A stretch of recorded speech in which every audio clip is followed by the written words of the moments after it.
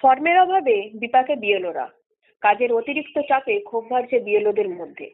Voter তালিকা সংশোধন প্রক্রিয়ায় পর্যাপ্ত এনুমারেশন ফর্ম না পাওয়ায় চরম সমস্যায় পড়েছেন বিএলওরা।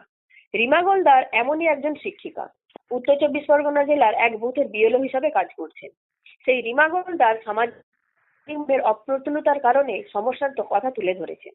কমিশনের ঊর্ধ্বতন কর্তৃপক্ষকে সমস্যার কথা জানিয়েও যে লাভ হয়নি তাও তিনি তুলে ধরেছেন। আমি বিএলও ডিউটি করছি, তো ডিউটি করতে গিয়ে যে প্রবলেমগুলো ফেস করছি সেগুলো কয়েকটা কথা আমি শেয়ার করতে চাই। আমার পার্টে টোটাল যতজন ভোটার আছে তার মধ্যে 1/4 ফর্ম, এনুমারেশন ফর্ম আমি হাতে পেয়েছি বিডিও অফিস থেকে। ফলে একটা 1/4 মানে আমি অনেক ফর্ম নেই।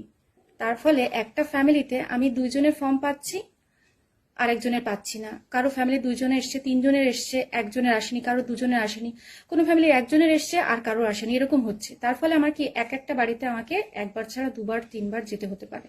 আমি তো ফর্ম পাচ্ছি না, তাদের গিয়ে বলতেও হচ্ছে যে ফর্ম তো ঘরে রেখে লাভ নেই, চেষ্টা করছি দিতে। তার ফলে আমাদের একটা বাড়িতে একবার গেছি, আমাকে আরো একবার যেতে হবে। আজকে সকাল থেকে বারবার জিজ্ঞেস করলাম অফিসে ফোন করে যে আপনারা ফর্মটা, আমাদের বাকি ফর্মগুলো কখন দেবেন। কোনো সদুত্তর পাইনি। মানে এভাবে কি করে চলবে? এভাবে চললে তো হয় না। আমরা যদি প্রথম থেকে এরকম প্রবলেম ফেস করি তাহলে কি হবে? এমনি সাধারণ মানুষ প্রচন্ড মানে চাপে আছে। আরো বলেন, এক বাড়িতে 5জন সদস্য থাকলে ফর্ম মেলে মাত্র 2জনের, বাকিদের জন্য আবার আলাদা করে যেতে হচ্ছে।